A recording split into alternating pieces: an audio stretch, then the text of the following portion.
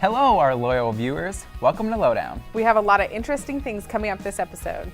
We have interviews with two uniquely different artists, a music distributor, and we get an inside look at an art flea market. All of this and more coming your way on this episode of Lowdown.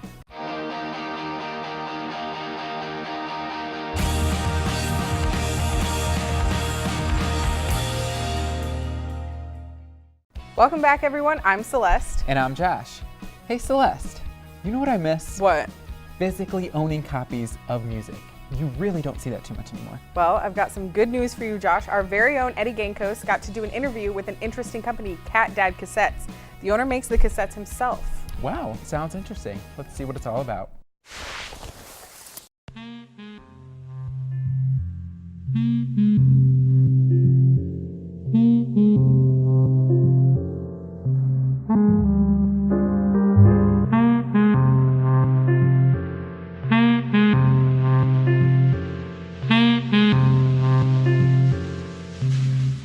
My name is Patrick Franklin. My name's Kate. And we run Cat Dad Cassettes.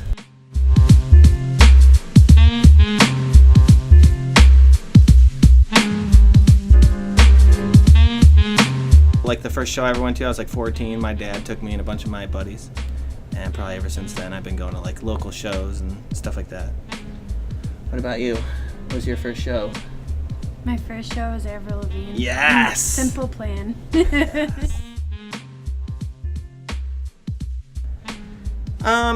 It just started about a year, just a little under 2 years ago. I fell off a ladder at work and got hurt, and I was in like a wheelchair and stuff. I broke both my legs and just needed something to do. I was out of work for a long time and just wanted to do something. I've been around music and stuff like that, you know, DIY stuff my whole life, and I can't play any instruments, and so I figured, I don't know, something to do.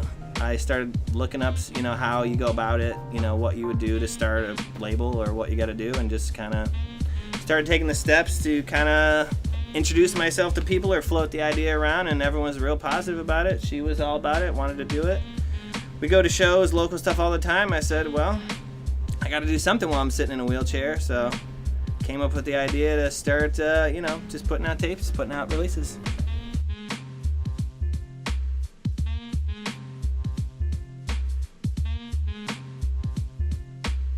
It was a weird choice, I guess, but it made the most sense, money-wise. For the most part, a lot of the projects are, me putting money into releases I believe in, so it's, not that I don't want to put a lot of money in, I just don't have a lot of money, so this was the easiest way to just get the ball rolling and, get everything going.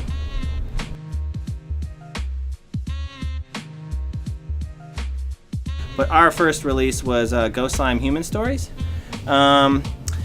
My favorite part, I guess, about the story would be the only problem we ran into was they left for a small weekend tour and left the tapes on the hood of the car and drove away and forgot them.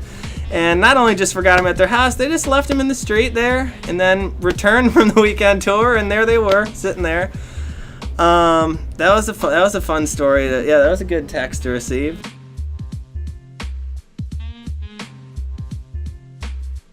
I would like to do vinyl at some point. I would like to have vinyl records, but it's expensive, so I would like to, you gotta build it up a little bit more. We do everything here. Her and I sit down here and duplicate the tapes and stuff, all this. We do everything from start to finish. So vinyl, I guess, would be maybe a little less work, I guess, but more work probably in the same, because it's harder to come out with a record, I guess. I don't know. I haven't done it yet, so it's hard to say.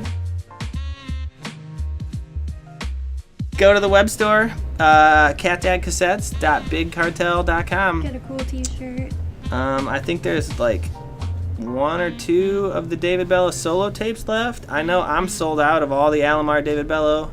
I think we might have a handful of Ghost Slime stuff left, but there'll be more in the future, so always check the website. We got shirts too if you want to buy a shirt. I'll ship you out a shirt. That was so cool. I know. I didn't know cassettes were making a comeback. First vinyls, now these. I like this trend. Same here. You know what trend I also like? flea market art. Like art you buy at a flea market? Yeah, I got to go to a local flea market over the weekend, and I met so many local artists. Let's see what it's all about.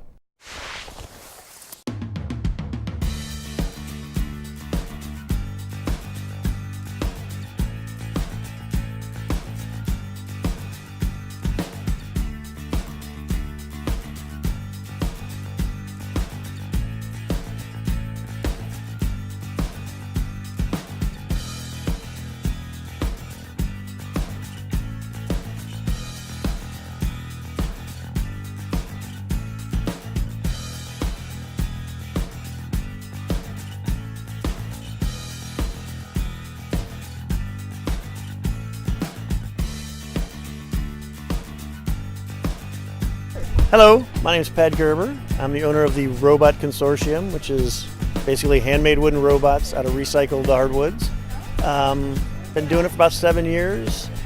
Basically, I had a lot of free time and tools and kids, so I was making toys for them, and over the years it's evolved into this, and just have a lot of fun with it.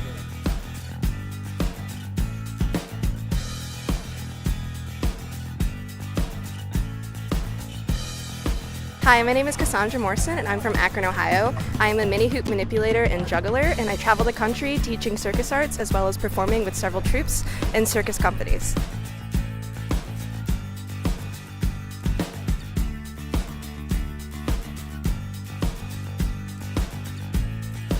I got started because a few friends were hooping in the backyard, and then I found hula hoops in the trash, and it was just a simple, cheap thing to do in the summertime, so I just started practicing and then picked up juggling, and I've just been doing it since then.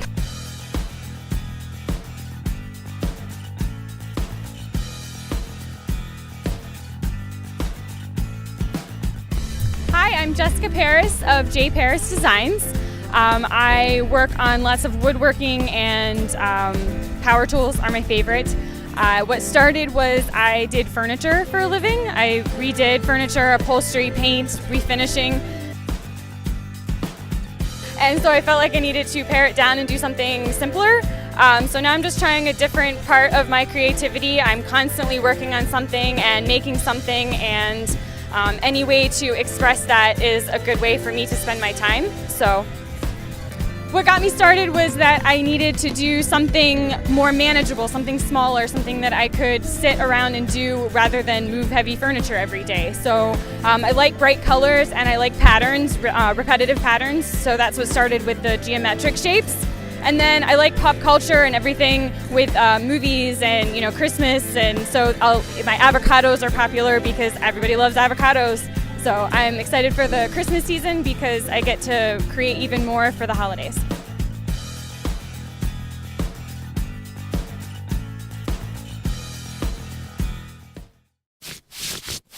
I wanted to buy so much of the art I saw there. Why didn't you? It all looked so amazing. I couldn't even choose. There was too much great stuff. And I can't wait to see what other great stuff is on this episode. But first, let's take a quick commercial break. You're watching ZTV. Welcome back. We hope you didn't miss us too much. We still have even more cool things to show you guys. That's right, and let's continue with Jack's Rundown. What's good, everyone? I'm your host, Jack Stern, here to bring you some of the latest tunes on the Rundown. Let's get into it. I've got some sad news to start off the show. It was reported just recently that Lil B was jumped and robbed by a crew affiliated with up-and-coming New York rappers A Boogie and PNB Rock. This resulted in Lil B canceling his set at the San Francisco Bay Area festival he was slated to perform at. Now, I found this news to be pretty disconcerting for many reasons. For one thing, Lil B has been a beacon of positivity in the hip-hop community for as long as he's been relevant. As strange as Lil B might be, he's still managed to garner an unrelenting fan base thanks to endless interaction with his fans across social media. Whether it's following anyone who crosses his path on Twitter or creating videos about his daily interactions with nature, he's actively encouraged the mythology of memes that labels him as the based god. It's hard not to love him for preaching the message of seeking base status, an amalgamation of being cool and positive at the same time. But also, Lil B has earned people's respect for simply being himself in such a public and open way. Not only is Lil B a trailblazer in terms of internet age hip-hop, but he also has single-handedly paved the way for a new age of strange SoundCloud rappers who share Lil B's warped sense of hip-hop conventions and tradition. The concept of rapping with no regard for staying in time and following a technical rhyme scheme would have been blasphemy before Lil B. Releasing a mixtape that's over 5 hours long would have not even been conceivable for any artist before Lil B. And creating a weird dance or rapping about wonton soup would have just been plain whack before Lil B. All of these things have paved the way for many rappers thanks to the way that Lil B has just earnestly shaped this whole landscape of hip-hop today. And thankfully this down-to-earth attitude has allowed Lil B to garner an apology from a Boogie and even further public support from other rappers at the festival. Lil B is no doubt a treasure among the hip-hop community, and I hope they continue to support him even after his influence has faded from our rearview mirrors. It's okay, we'll be alright.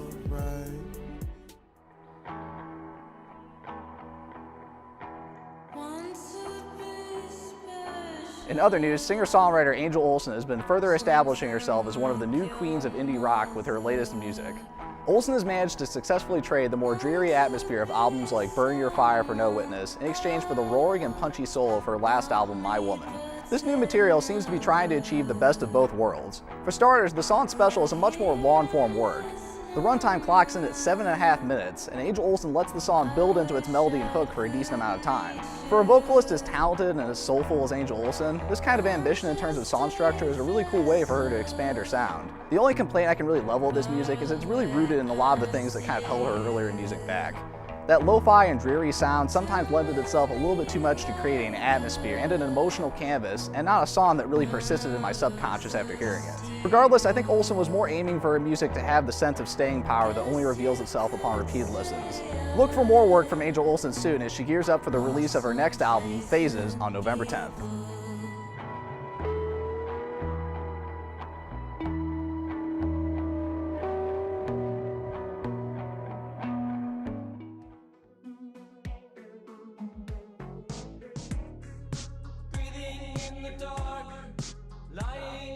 Next up, in less lo-fi news, indie psychedelic / electronic band MGMT is back on the scene again with a new single.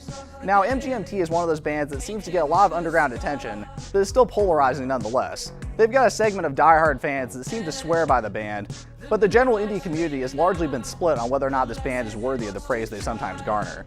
Some of their early music was definitely more rooted in synth-pop, almost to the fault of being perceived as too simplistic. Nevertheless, the band has managed to stay relevant for a solid decade now, thanks to their ability to churn out varied mashes of psychedelic and electronic-infused rock music, while still remaining catchy and easily digestible.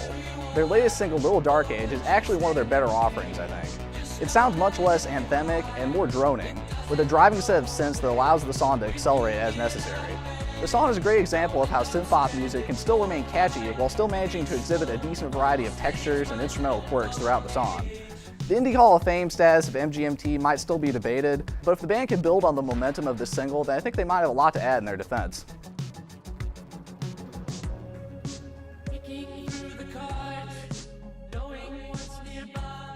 That's about all I have time for today. Tune in next time for more great music on The Rundown.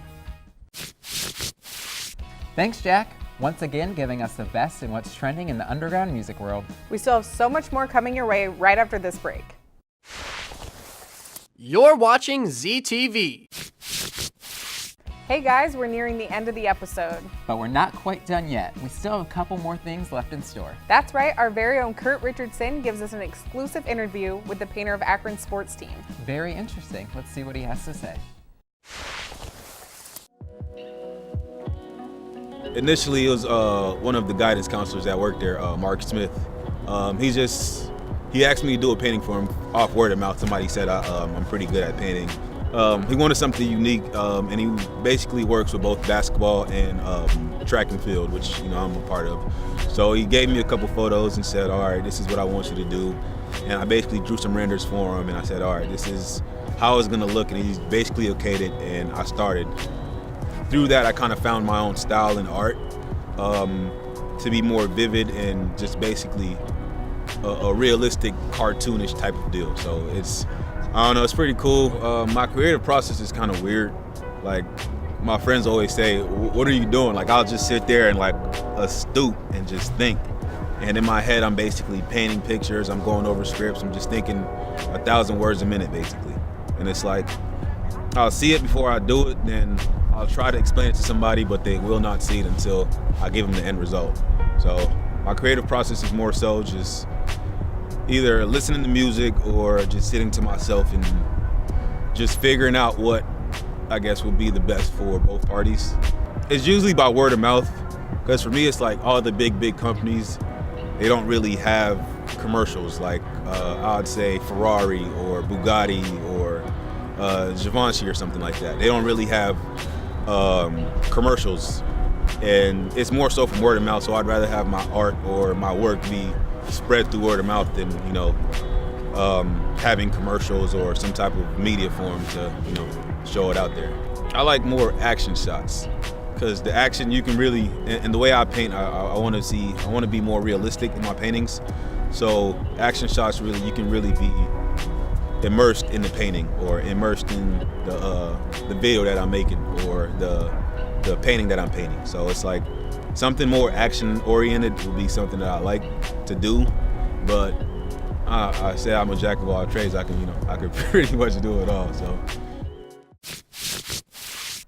That was awesome. It looks like he does some really great work. Yeah, he does, but he's not the only one who does great work in Akron. Didn't you get to do an interview with an artist from the university? Yeah, I did. She's actually a printmaking major here in the Myers School of Art, and her work is really unique, and the printmaking department as a whole has some really cool aspects. Well, let's jump right in and see what it's all about. Hi, I'm Whitney Dava. I'm a BFA in printmaking here at the Myers School of Art at the University of Akron. So printmaking involves a lot of different processes. Here we do screen printing, lithography, relief printing, mono printing, and we also have a lot of new techniques that are coming in. We have laser cutters down in the Makers Lab, and we have a lot of other new technology that really influences new techniques in printmaking, and we try and incorporate those here.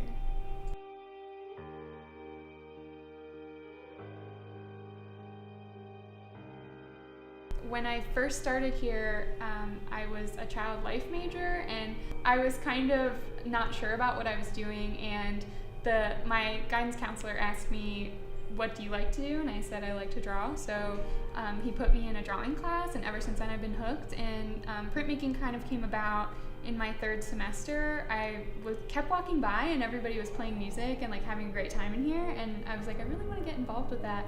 And my guidance counselor here, Katie, who's awesome, she was like, you should definitely do it. I totally see you fitting in here, and now it feels like my home, but it's really great because they really encourage multidisciplinary things here. So I'm able to incorporate sculpture and painting and photography in my work as well, and a lot of weird processes too, like sewing, and I make inflatables now, so that's kind of a fun thing, and they're really accepting of that here.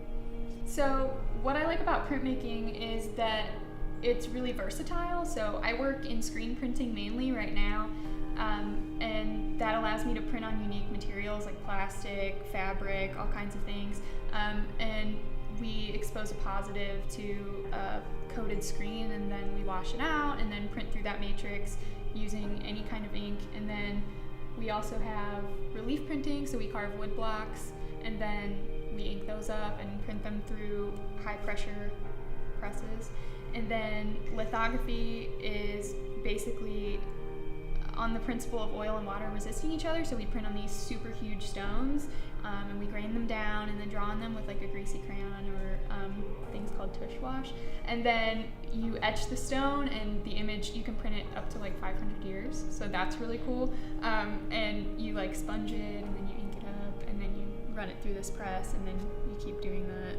It really helps because you make multiples. That's the best part about printmaking, is you can, if you're a great painter, you can make a monoprint, and it can, like, you can make 70 or 700 of them and then sell them, which is really great too if you're into selling your work, or make big installations, which is what I'm into. So creating lots of the balloons and then being able to have a matrix that can hold out while I create that many things rather than painting them all by hand is really helpful.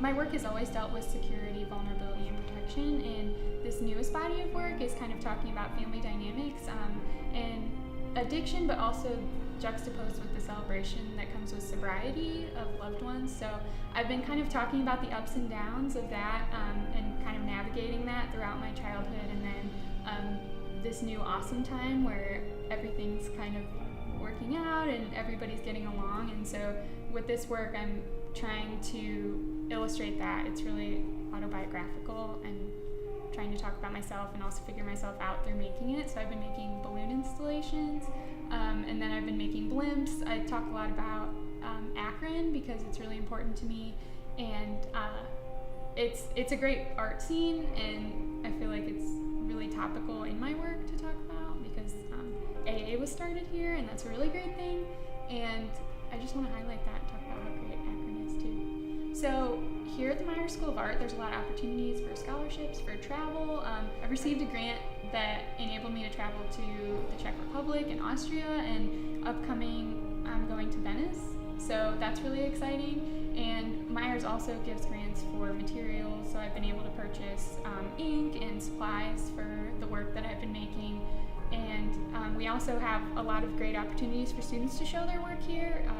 The week before Thanksgiving, I'll be having a show in our projects gallery, which is right next to the print shop. And then we also have our Emily Davis gallery, which is a great place where we bring work from around the world. We have a show about Yoko Ono coming up, which is really cool because she's super well known. And we also bring in a lot of great local artists and alumni.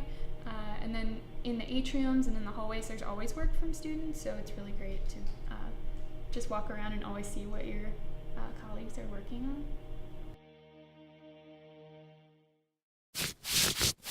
That was a great end to today's episode. I never knew the university had a whole department dedicated to printmaking. I know, so cool, right? Definitely, but I'm sad to see this episode coming to an end. I know, but don't worry, there's always next time. And until then, don't forget to like us on Facebook and follow us on Twitter and Instagram at ZTV Lowdown. Until next time, I'm Josh Gowdy. And I'm Celeste Homard, and that was The Lowdown.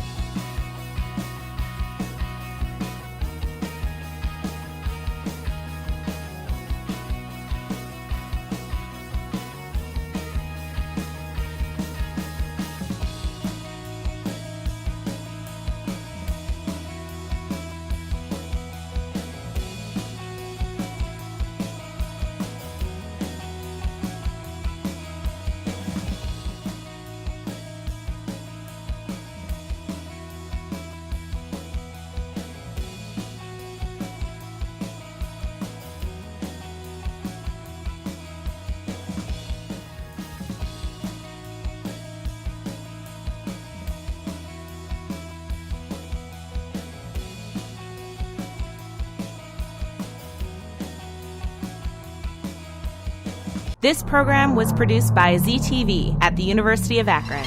To find out how you can make Emmy-winning media, visit the UA School of Communication online. ZTV. Make media. Make a difference.